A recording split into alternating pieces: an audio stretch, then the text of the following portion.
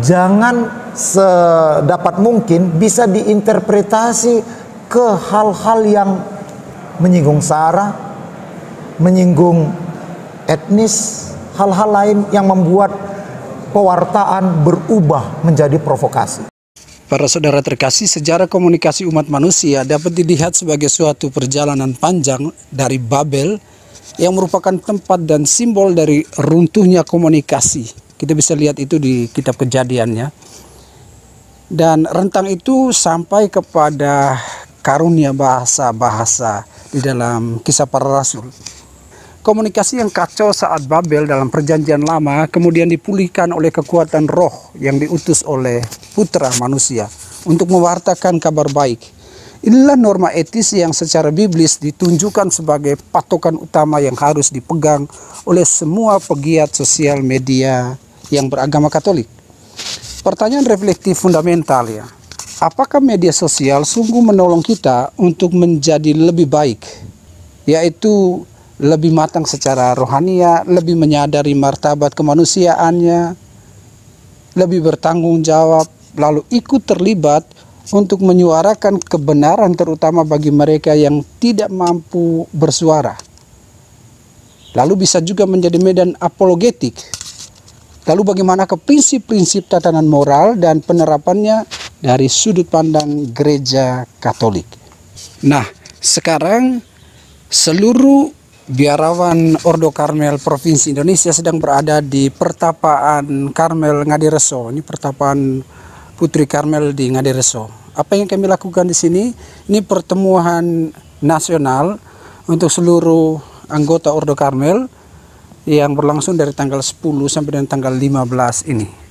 Salah satu pembicaraan atau poin yang dibicarakan adalah tentang etika bermedia sosial. Apa-apa saja yang ditekankan dalam pertemuan itu, konkretnya bagaimana itu? Nah, saya ingin berbincang-bincang dengan salah satu pastor Karmel yang bertugas di Sumatera. Bisa perkenalkan dengan teman-teman kita di sana? Halo, selamat siang. Nama saya Pastor Valentinus Aditya Permana Prangenangen Okarm. Bertugas di Paroki Pinang Sori di Kuskupan Sibolga. Umatnya berapa itu? Umat kami sekitar 9.000 dengan jumlah kakak 1.600. Oke, Pastor Aditya juga terlibat dalam media sosial. Itu platform apa itu?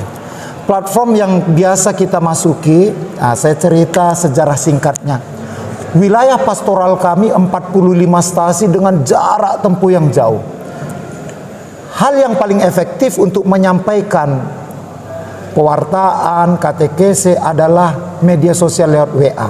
Jadi pertama kami memulai media sosial melalui WA Group. WA Group. Dari WA Group ternyata banyak yang berminat masuk ke Facebook.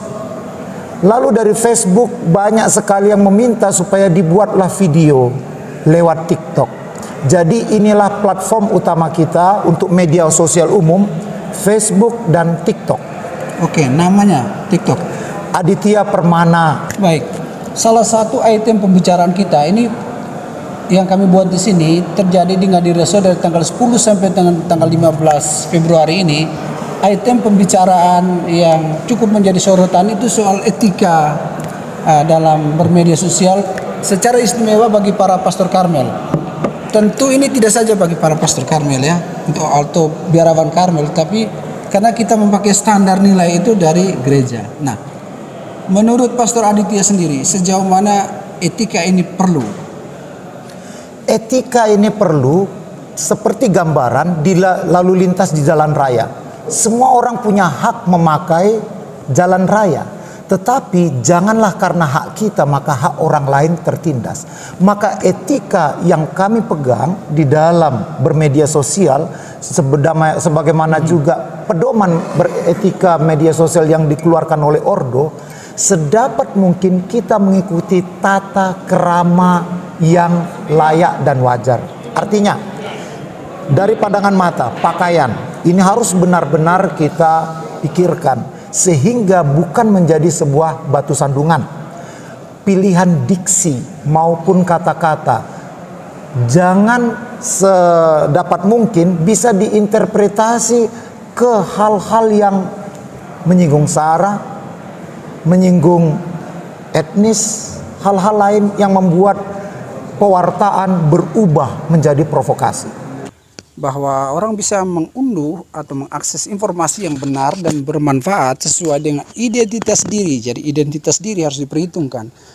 Menghindari konten yang berbau pornografi dan atau kekerasan, lalu perjudian, eksploitasi anak atau orang dewasa yang rentan. Menghindari informasi yang memecah belah dalam kaitan dengan SARA. Lalu menghindari mengunduh dari situs-situs yang ilegal.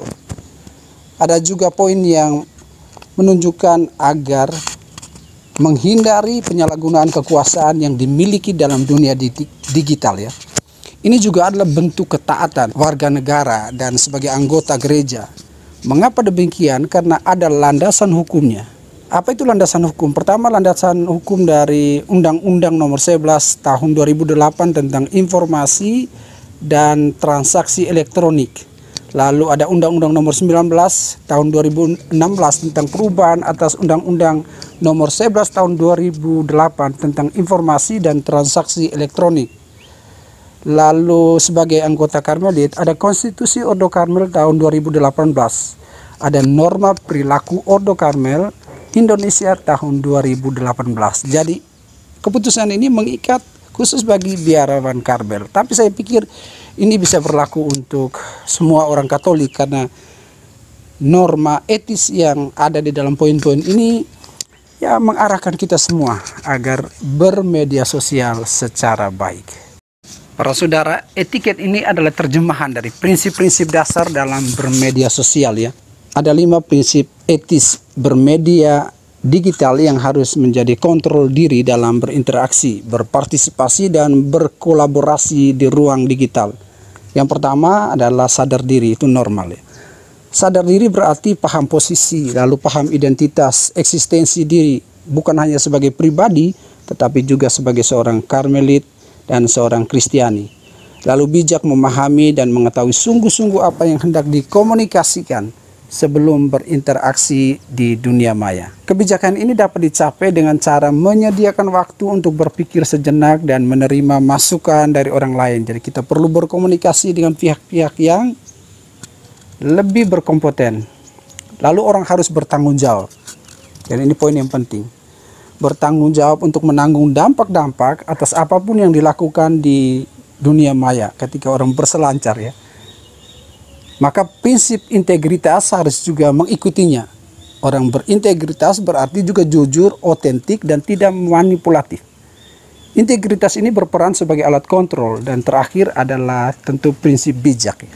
Yang artinya orang mesti peduli dengan kemanusiaan dan menjaga martabat manusia. Tapi hemat saya para saudara-saudari terkasih, poin-poin ini sekali lagi tidak mengikat hanya pada biarawan Karmel. Ini untuk kita semua yang beragama Katolik karena tadi dari awal saya katakan bahwa ada refleksi biblis, yaitu peristiwa Babel, itu peristiwa yang penting. Ada kekacauan dalam komunikasi, lalu runtuhlah menara Babel. Dan akhirnya kita diminta untuk berarak atau berziarah dari perjanjian lama dengan peristiwa Babel, terus bergerak ke perjanjian baru di peristiwa Pentakosta. Orang bisa berbahasa dan dimengerti semuanya. Tetapi itu mengantar kita bahwa segala perjuangan untuk kebaikan, kebenaran, mengatasi kemiskinan, kebodohan, dan perjuangan bersama demi kemanusiaan, itu adalah bahasa yang menyatukan kita.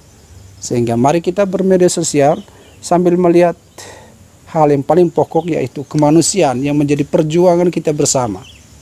Kalau saya sering memakai istilah bahwa kita meskipun berbeda, tetapi kita mesti membangun jembatan untuk menyatukan semua perbedaan itu lewat jembatan-jembatan yang kita bangun. Dan salah satu jembatan yang paling baik yaitu kita bermedia sosial secara baik dan benar. Tuhan memberkati.